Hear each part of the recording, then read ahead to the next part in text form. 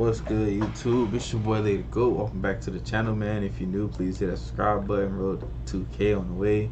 I'm coming at you guys with another reaction video, man. Now, today's video, we're gonna be reacting to MrBeast talks about how to get more views. Now, we you know, from the GOAT mouth, like from the, you know, he the greatest right now, bro. He really grind. He put in that work. I'm putting in that work too. So I want to be up there one day. So we're gonna learn how to, you know, grow the channel. You can learn how to grow your channel, so y'all take heed to this advice, bro. Let's get it. Let's get into it. What's up, creators? Welcome back to Creator That's gonna be my last time pausing the video, bro. It's going all the way through, so let's get it. Insider, I think you were going to lead off the video, but I don't care. Watch to the end, and I'm going to teach you how to pull lots of views. Okay. You're the professional here, so no problem there. So this is MrBeast, in case you're one of the few people on YouTube who doesn't know MrBeast. I hate when people are. And I'm Todd. I work on the product team for the homepage and recommendations at YouTube. And so I first heard MrBeast last year at our North American Creator Summit. Now, I didn't actually meet you at the time, but all the creators were running around there saying, oh my gosh, you got to talk to MrBeast. He's got this binder with all these charts. He's cracked the algorithm. And since I work on the algorithm, I just knew I had to talk to you. So fortunately, we got connected at Vid Summit, and you know, now we're gonna like share your secrets on how to be a successful creator on YouTube. You've had quite the ride. So when did you start uploading to YouTube? Oh, we gotta do the boring stuff first? Yeah. Okay, well, I started in on this channel, or my channel, 2013. I've been doing it since I was 13 years old. And when I first started, I got 100,000 subscribers with an iPhone. And this is an iPhone 5 that recorded in 30 FPS, terrible quality. So as you guys know, like, equipment's never an excuse, because like people were constantly roasting me for the quality when I first blew up. I was like, I don't have money, I don't know what to do. But then, you know, I just reinvested every dollar I made, and over like the last, you know, whatever, 8 years, just slowly grew into whatever I do now. So now that you've been on the platform about 7 years, what would you say to creators that are getting started? I mean, do you think that it's still possible to start a channel on YouTube in 2020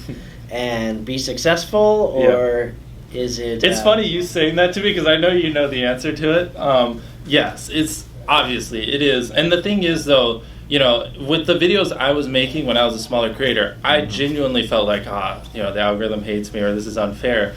But I just wasn't making content that deserved to get views. I don't know a nice way to put it. So I'm glad I'm talking about myself, because anyone else I'd feel bad. But the videos sucked. Like, I mean, you just look at the retention graphs. People would click off at the beginning. People didn't know sometimes what they're clicking on. And like, if I wasn't retaining a viewer, just why would it make sense for you to promote it? Like, why would you promote a 10-minute video that people watch on average a minute and a half? It just doesn't make sense. So, honestly, I forgot the original question. What was it? Oh, yeah, I've seen people literally start a channel and within a month hit 100,000 subscribers. I've seen it. I personally know someone who had a channel with 100 subscribers, and me and my mom, boys, you know, other YouTubers that I feel like have a good understanding of how YouTube works, we just help them optimize the video. And I don't like to say the name of the channels, because then I feel like I'm taking credit for their success, but literally 100 subscribers, he got 3 million views on a video.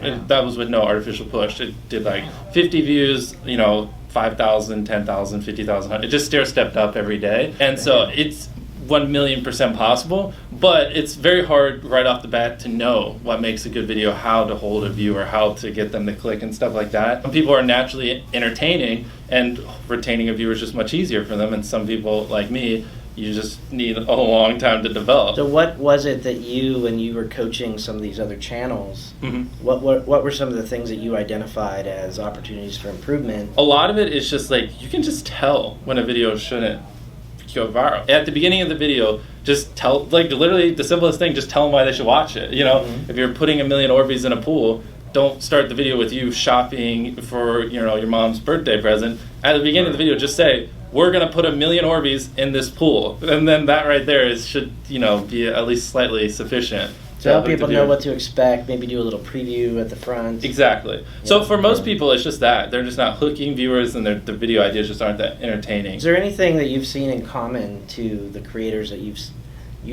seen to be successful? No, I mean, YouTube's so big. So do you think that there's any common misconceptions that creators have about YouTube? A lot of people blame the algorithm, but typically you can just look at the data and point to it. I mean, I don't really have to dig too deep into that one. Yeah, so you're known for digging into the data. What are some of the key metrics that you look at? Well, it's so funny having you ask me this, because I should be asking you. But since I'm the one being interviewed, I mean, when you really boil it down to the people who are watching, just think about it. Like, what do you think YouTube wants? Like, to me, I think YouTube just wants people to click on a video and watch it, right? I mean, that's how they get their ad revenue. That's how they keep viewers happy and stuff like that. I mean, I'm sure comments, likes, stuff like that. But at the end of the day, they want you to click, watch the video, click, watch a video, and just do that as long as possible. So to me, what's important is click-through rate, getting people to click on your video, and then average view duration, average view percentage, or just relative retention, and having them watch it. If people are clicking your video more than they click other videos, and they're watching it longer than they watch other videos, I just, as simplistic as that is, that's like what YouTube wants, and I think that's how you just be successful. Yeah, so I think you hit it right on in terms of what we look at. Our goals with the algorithm are to try to find videos each viewer is gonna engage with. But then another thing that we've been getting more into is what we call satisfaction, and so this is kind of recognizing the fact that yes, we optimize and try to have watch time as one of the key metrics we look at, but we also know that not all watch time is equally valuable to the person watching. You can spend 15 minutes watching something and then feel like, meh, I just kind of wasted my time. I should have gone to bed earlier or did something else. Or maybe it was like really inspiring and changes your life somehow, and we want to be able to capture that difference. Right. And so the way we do that is with surveys. So I knew you were about to say that. Yep. Yeah, so I would add that to what you're saying beyond like clicking on the video and then watching as much as possible. We also want, if we randomly survey a viewer after they've watched, what would they say? Would they say this is one of the best videos I've ever watched on YouTube, or just kind of average? So I'd encourage creators to think about what's going to be satisfying, not just take the most time. So why don't you tell us a little bit about like your creative process? How does it all start with the MrBeast video? Well, obviously everything starts with an idea, and for me, I like to make my videos a little longer, so that's a big part of what ideas we do. So we just, the biggest thing is obviously a clickable thumbnail and title, interesting stuff, yada yada, but is it something that people will genuinely want to watch? And this might be a little tangent, but one thing is a lot of creators think click-through rate is just like the title and thumbnail and did they click it, but a lot of it too is did they enjoy your last video? You know what I mean? Like, because if someone watches a video of yours and they loved it, you can bet the next time you're recommended, their chance of clicking is a lot higher, Right. So it's like, is it something that can be entertaining for a long time? Is it something that if they watch this next time, they see a video of mine, will they be excited? Like, I loved that last one, so I want to watch the next one. Like those two type of things. And then obviously, is it just interesting and clickable? And so that for, ideation, that's obviously the first and foremost.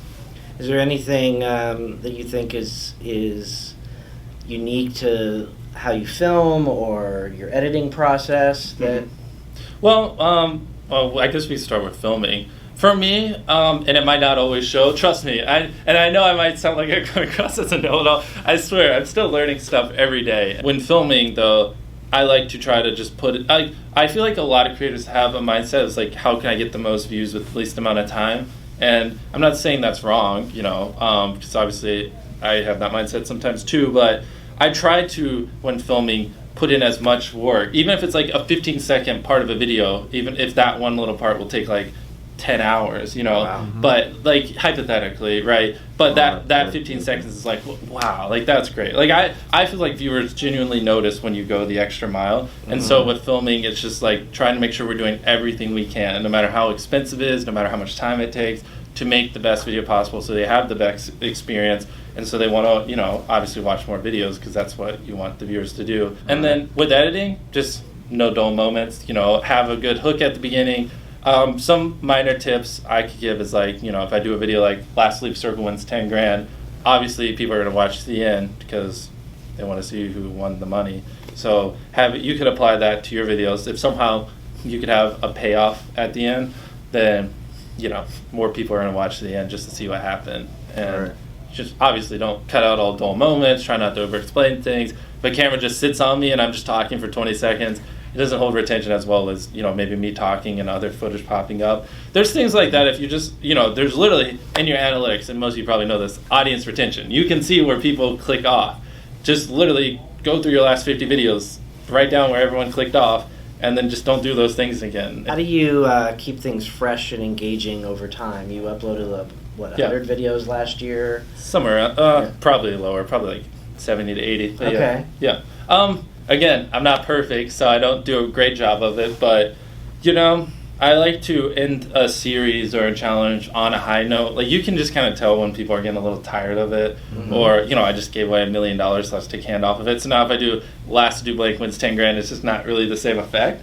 But I'm still going to maybe occasionally do it, but it's just like, to keep things fresh, just, again, it's hard because so many of them are different. Like, if they're a Fortnite creator, you know, I'm not trying to tell them to switch games every month because then that might kill their career. But for me, I just like to, you know, don't milk a series too hard. You know what I mean? Keep it fresh and always try to introduce things here and there. And then if it works well, take it and run with it for a little bit, then introduce out something else new. Because if I just did Lastly videos nonstop for the next 3 years, like, no one would watch me. Everyone would be like, we've seen it. You know what I mean? Yeah, and you mentioned to me that you actually spend a lot of your time on brainstorming. Yeah, ideas. So is that like a regular thing? Yeah, or? at the end of the day, like, the idea is a big part of the video, you know? Right. Not even just from clicking it, but whether or not people watch it. You know, if you're spending 24 hours in a corner, that's just not as entertaining as spending 24 hours in a jail cell. And at the end of the day, like, the only difference there is the idea. It's not the content. It's like, it's what you formulated beforehand. So, yeah, like, I like to spend an hour a day. You know, it's dwindled recently. We have a lot of ideas. But if you spend an hour a day thinking of ideas, it's pretty hard to not expect your channel to do better, you know. Right. Unless you're just not executing them properly. But all right, so you're uploading a lot of videos. How do you keep from burning out? Like, if there's something that, like, I genuinely just don't want to get out of bed and do, that's a problem. And at the end of the day, it's just keeping it enjoyable. So I have Chris and Chandler, if you've seen my videos, they're really fun to be around. Right. So, like, you know, spending 24 hours in a desert by myself would be miserable. But spending 24 hours with my boys and just hanging out and stuff like that makes it so much more fun. So for me, this might not apply to like 90% of you, but for me, creating an environment that's fun, that I get excited for, and then, you know, outsourcing things that just make me not want to get out of bed, I don't know a different way to phrase it, that's what has helped, you know, long-term make me stay motivated. So 2 years ago is when I brought Chris on and finally got a little bit of help, but for like the first 6-7 years, it was all me. If we are getting a little deep, it was pretty hard, like, because, like, all throughout high school, people would tell me I was too obsessed and told me, like, you shouldn't spend so much time on this. My mom and I fought constantly because, like, I just wanted to make videos instead of doing schoolwork. And when I dropped out of college, she kicked me out. You know, my mom's, like, really sweet and she cares about me, but she's like, go to college or leave. And I was like, I guess I have to leave. So it was a lot of ups and downs in every part of the way. To me, because I just knew that this is what I wanted to do. I couldn't see a life where I wasn't a YouTuber. It was either I'm a YouTuber and happy, or I'm sad. Those are like the only two outcomes. So I just kept making videos and persevering. And a big thing is I tried to connect with other YouTubers, because a lot of what I know and what I've gone over, I wouldn't know without other YouTubers. So I would constantly spam like a dozen YouTubers a day, and like the first few people that I finally got in contact with, I learned so much off of, and they helped me understand how to make an entertaining video and stuff like that. I was like, is that's a dope ass. Leave that in.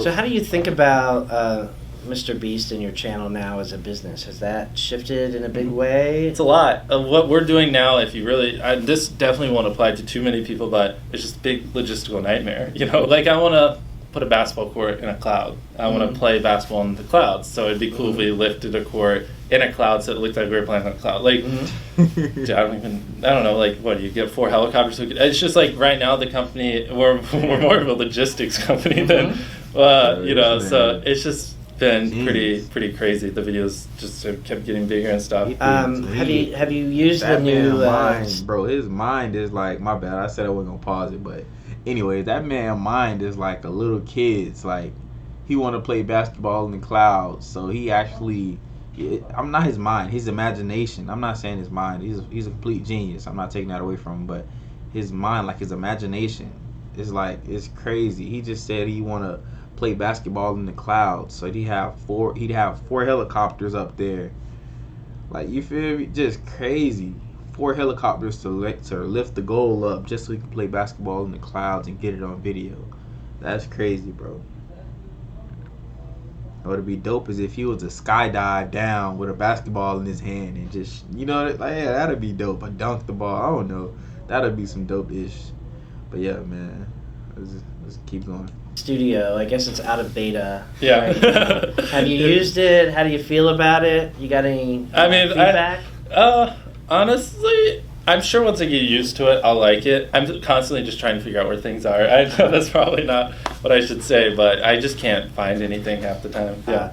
We want to hear the honest feedback about it and fix the things that we can make better. What can we look forward to with MrBeast in the next 5 years? They don't care. 2020 is the year of Team C's, so if that interests you, feel free to reach out to me. It's probably going to be in, like, September, October, far away, but just putting it on your radar. Team C's. Yeah, so we did Team Trees. Team Yeah. C's will probably be like plastic in the ocean. I honestly, I'm still trying to, figure out what will make the biggest impact. I don't know the details yet. I just want to keep making better and better and better videos, and that doesn't always mean money, and that's something I'm coming to terms with, especially after doing $1 million giveaway. There are, time, effort, creativity. There are other ways to make a better video. Mm-hmm. So I just want to keep making better videos, do yearly fundraiser things, and I love YouTube. I want to be doing this for the next 10 years. This is all I want to do. I don't want to do anything else in my life. Do you have any thoughts on where YouTube might end up in 5 years? You really want to know what I think? Yeah. Okay, well, I mean, obviously, I don't know the exact metric, but I think it's like 90% of the searches in the West or whatever go through Google, and Google obviously owns YouTube, so obviously a lot of that will go to YouTube, and so I think YouTube's only going to get bigger and bigger. It's a great place to be honest. I don't think there's that many more lucrative companies really out there than being a YouTuber, just to be frank, you know what I mean? Well, it's been awesome having you on Creator Insider. Thank you. Really appreciate you sharing your insights with other creators, and wish you the best of luck with MrBeast channel this year and beyond. Leave a comment if you have questions. We'll have Todd go reply to a bunch.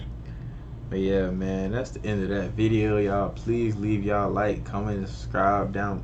That's the end of that video. Please like, comment, and subscribe for more lit videos, man. This one was quite a long one, but I retained a lot of knowledge, man. And it just from now on, it just helps me out with this YouTube stuff. Cause I remember DMing him about advice. I never got a response, but just grateful he created a video like this that'll help out smaller creators like me, like me and whoever watching this video. So yeah, man, that's the end of this video. Please like, comment, subscribe for more videos, and I'm out. Peace.